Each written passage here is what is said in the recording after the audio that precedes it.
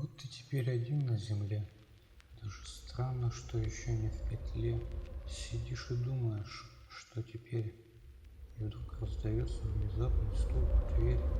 Птицы летают сквозь толстые стены.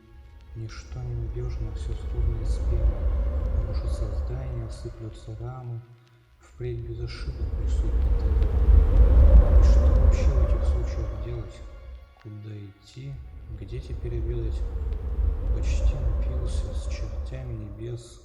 На улицу вышел и снова трезв. Может, и мне наконец расскажете, а потом удивятся, наверное, даже те, от которых обычно слышишь. Будет круто, если просто сгинешь